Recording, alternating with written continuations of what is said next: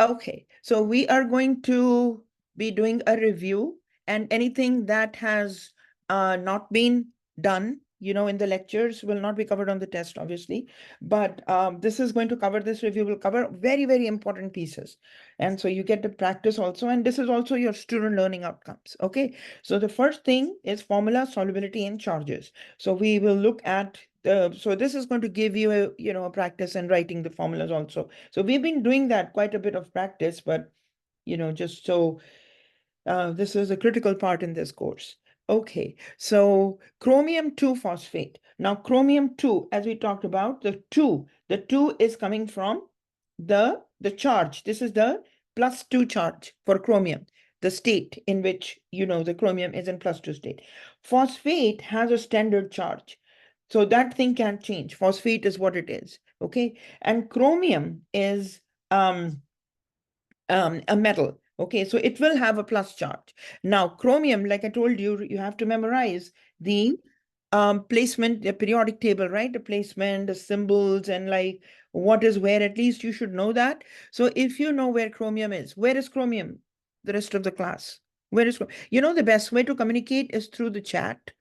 You can easily write down in the chat. Okay. So where do you see is chromium? In the periodic table. Where you can write down in the chat. That's the easiest way. Chromium is in the D block, right? And this is the transition element, right? So yeah, it's in the B, and so this is also the transition element. So remember, I told you transition elements can have more than one type of positive charge.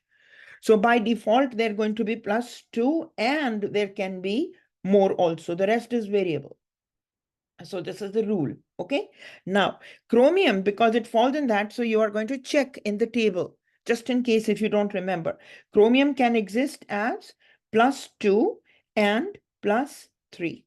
Chromium can exist as +2 and +3. So in this case, chromium is in +2 because of this. We come to know it is in +2 because of the the charge on the Roman numeral. Okay.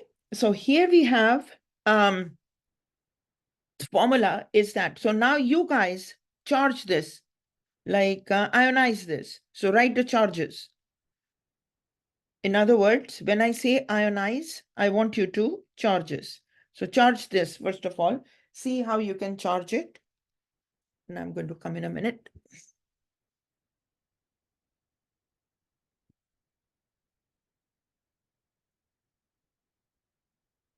Okay. Yeah, I can see your chats, so you can communicate through chats.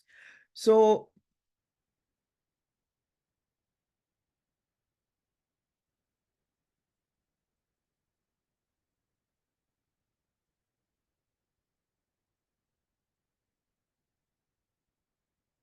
this is chromium +2 charge, phosphate. What is the charge on phosphate?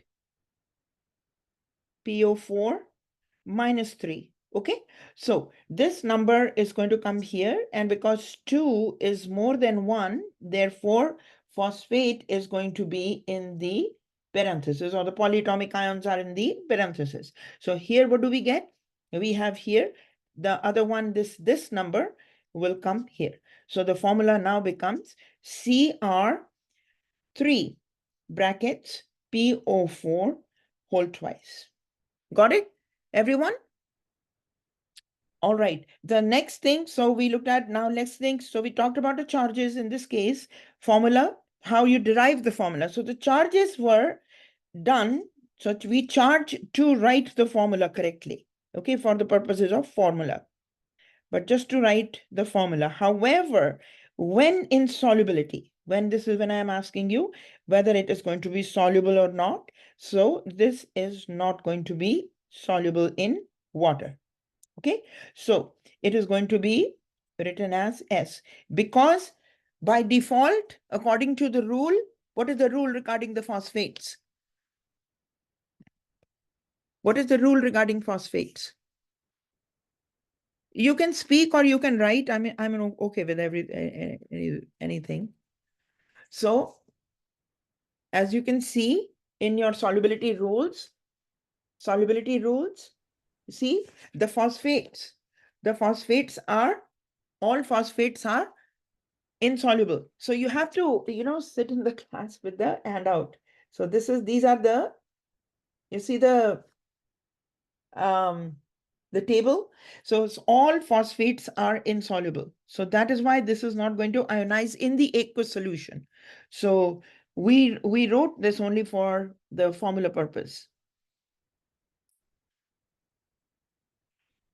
Only to write the formula. Okay, only for that. So all phosphates, anytime a phosphate attaches to any of the metals, are all phosphates except group 1A, right? Except group 1A and ammonium are going to be insoluble. Okay, so they are insoluble. So that is why I wrote S. So this is the very basic thing which we have discussed in the class. Also, how to use the solubility table. Okay. Now, next thing is, so solubility is also done. Now, next look at the molar mass. So second thing is the molar mass. So how do you get the molar mass of this one? Molar mass is the mass of 1 mole. Okay, molar mass. So we have Cr3 brackets PO4 whole twice. Okay, now that means this 3 applies to this species, this 2 applies to phosphorus, and it applies to oxygen. So what do we get here? We get 3 chromiums, and we have 2 phosphorus, and we have 4 oxygens already, but now 2 is multiplying with them. Okay, so this gives you, now look at the weight of chromium, look at the weight of phosphorus, and look at the weight of oxygen. So oxygen in the periodic table is 16, phosphorus is 31, and chromium is, let's look at the chromium. So you can always check for the weights here in this periodic table. Okay, so chromium is 52.00. So this is 52. So just do the math. 52 times 3. Let's get this.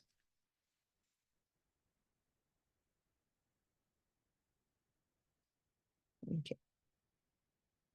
52 times 3 is equal to 156.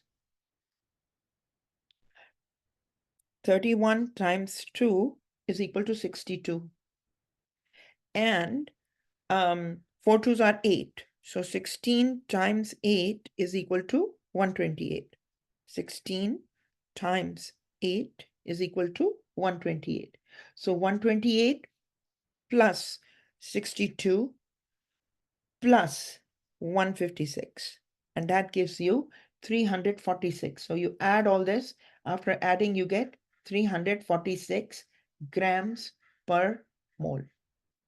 Okay? Clear? So that's this is how we will be calculating the molar masses. So I gave you a little bit more complex one.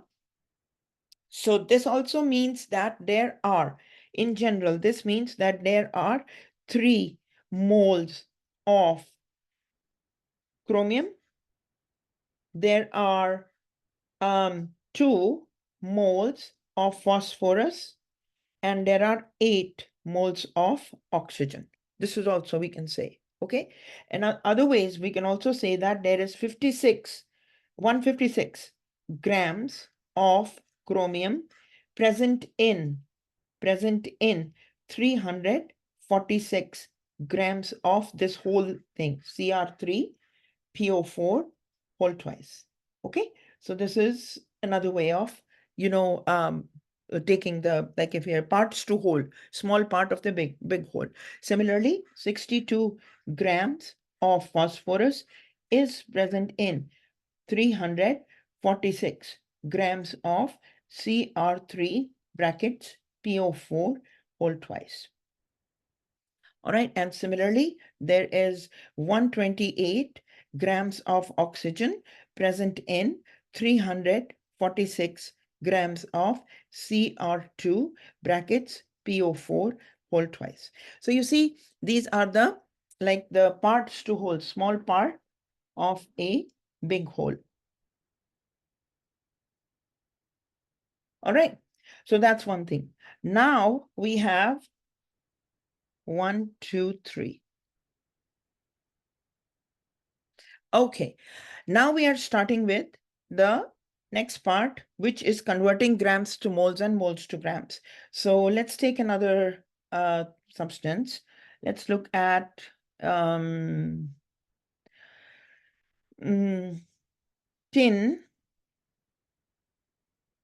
4 tin 4 nitride, NiTride. So what is the formula? You guys write the formula. Tin 4 nitride. Tin 4 nitride.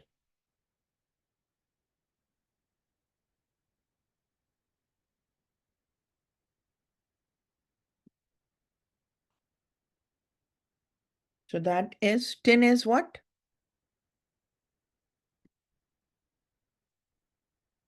SN. Very good. And 4 stands for? 4 stands, very good, excellent, plus 4 charge. And nitride, IDE, that means it's not the one without the oxygen. It's without the oxygen. So it's just nitrogen. So it's nitrogen just by itself. Nitrogen is in group 5A. So the charge is -3. Okay, so -3 charge. So what do you get here? This number will come here and this number goes here. Okay, so now the formula becomes SN and capital N. Oh, sorry. Wait a minute. Okay. So SN3N4. Okay. SN3N4. Got it? Now, let us say you are given 5 grams of SN3, tin 4 nitride. Okay. So let's do first the grams to moles conversion.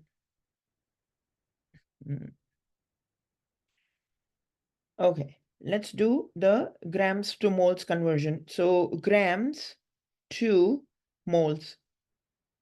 Now, let's say you are given 5 grams of SN3N4. How many moles is that? Find the number of moles. So what are we going to do? The concept is you always take the given. Okay, the molar mass that we calculated here becomes this type of molar mass, grams per mole. This means that 1 mole of this substance is equal to the molar mass of that substance. Okay, molar mass of that substance. So 1 mole of X is equal to the molar mass of X. So same is the case here. That becomes a conversion factor. So 1 mole of SN3N4 is equal to the molar mass and molar mass of SN3N4. Okay, so you're going to take the given units of grams, and in this case it's the grams. You multiply by that conversion factor, which allows you to cancel out the grams. So the molar mass of the tin comes here. So that's the molar mass, tin nitride, molar mass of tin nitride.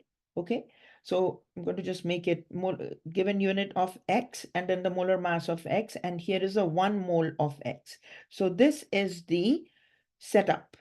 Okay, so guys, on the exam, I want to see the setup. You have to show the setup. So whatever the given units are, those should cancel out. Okay. So the unit of this grams and this molar mass is going to be in grams, right? So this is in grams. Sorry, This is going to be molar mass in grams. So this grams and this grams cancel out, and you are just going to be left with the moles. Okay, so let's calculate, because molar mass is not going to be given to you. We would expect that you do it on your own on the side. So there are 3 tins and there are 4 nitrogens, and each tin is how much? Each tin is 118.7.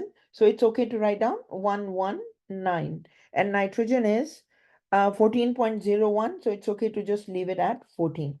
So let's do this. So 119 times 3 is equal to 357. And the other is 14 times 4 is equal, sorry, 14 times 4 is equal to 56.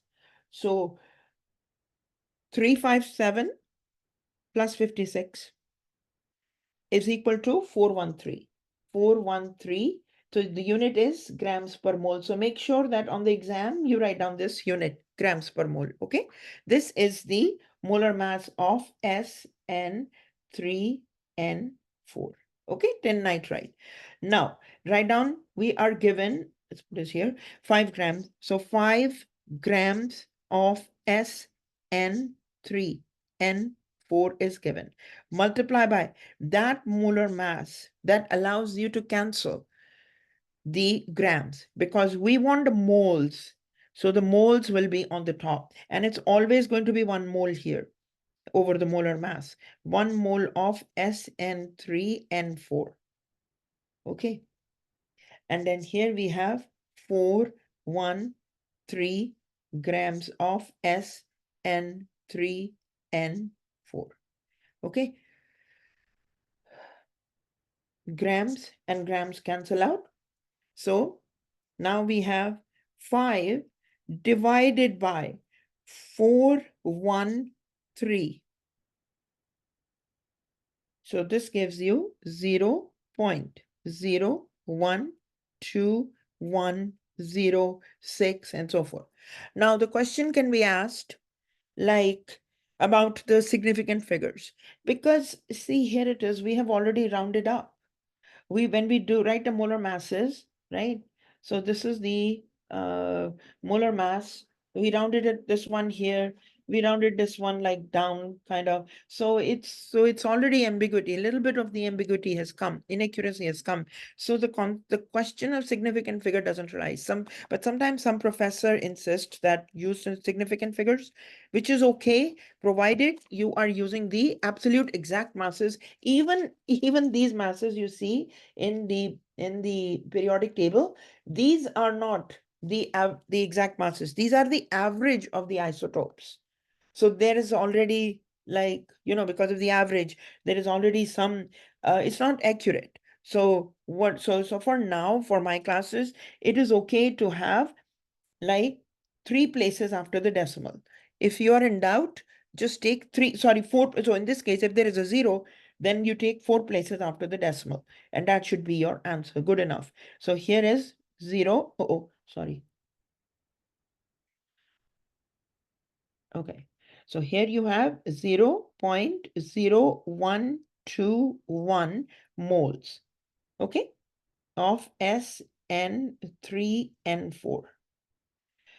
If you are doing measurements, like measurements using, like calculating the density, then you have to use the significant figure, because you are using a measuring device.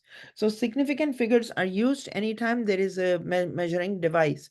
In this case, these stoichiometry, we are just doing calculations. Okay.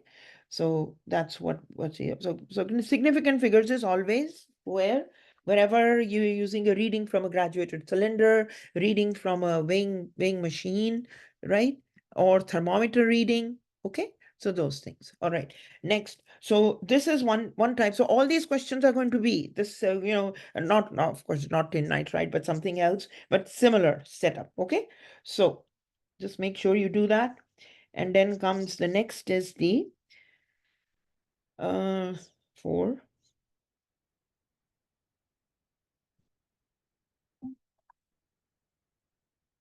Oh God. Why? I'm sorry. Okay. This is just, I have to do not disturb. Hold on. Let me just do not disturb. Hmm.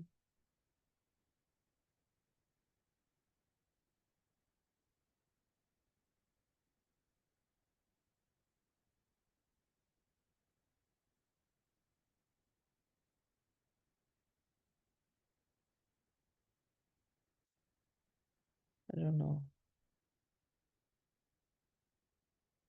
Okay, anyway, so let's do the next is the moles to grams. Okay, now I'm going to give you another one, moles to grams.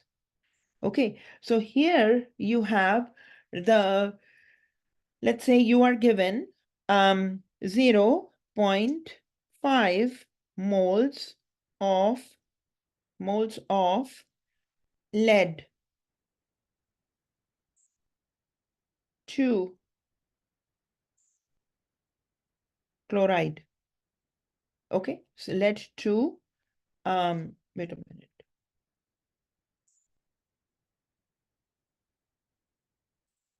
What am I doing here? Hold on.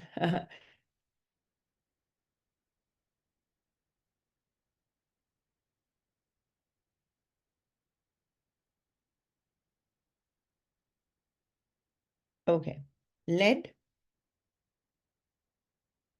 to let's do sulfide. Sulfide. Lead to sulfide. Okay, how many grams is that? So this way I will be able to check your writing the formula, and I will be able to check the writing the formula, and also the, like, the molar mass, all those things. So lead to sulfide, what is the formula first of all?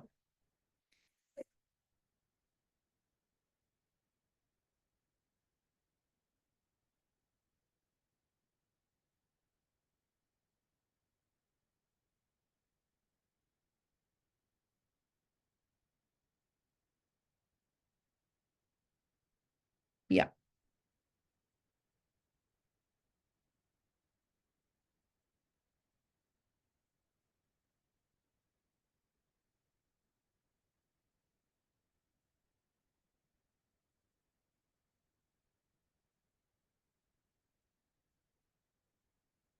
PBS. Very good. So we have here P2. So lead 2, sulfur. Sulfur in group 6A, charges minus 2. So plus 2 and minus 2 cancel out, right? So even if you put it here and you put it here, then this is going to give you PBS. Okay, now PBS. All right, now here is your lead sulfide. So that's one piece. Next is calculate the molar mass of lead sulfide, PBS. So lead is, the weight of lead is 207.2. So 207, and sulfur is 32. Okay, so add the two together. What do you get?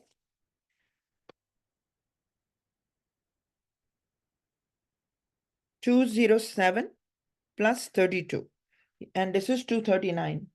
239.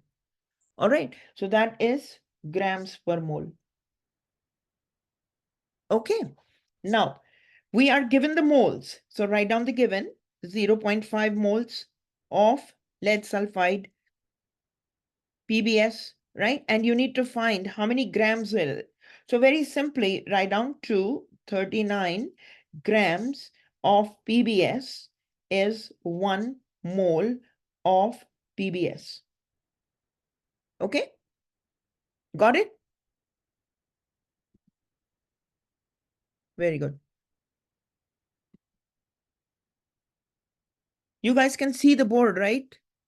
You guys can see the screen. Very good. Thank you. Because sometimes some call comes and then it's just, all right. Anyway, so now what do you get here? So moles, so as you can see, the moles of lead sulfide and moles of lead sulfide cancel out, and you are given 0.5 times 239, like that's the grams, divide by 1. So what do you get here? 119.5.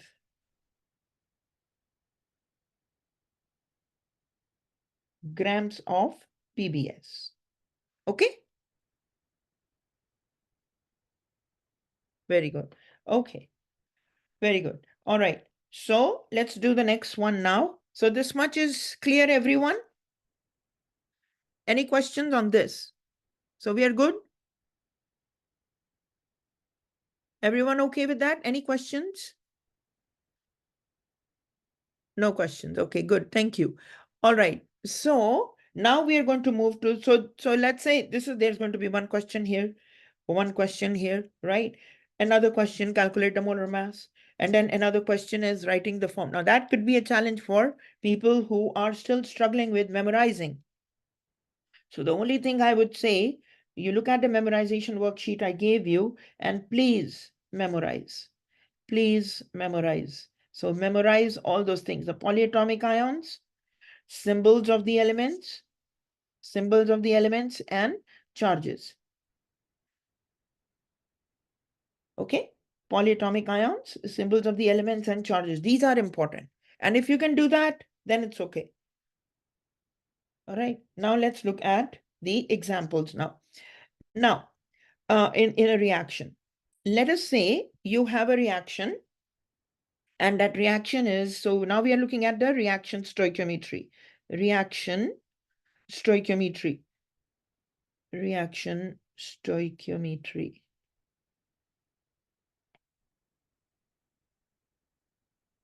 Okay, let me do one thing because this is a big video. So I'm going to stop recording and then we will do the reaction stoichiometry in the next one.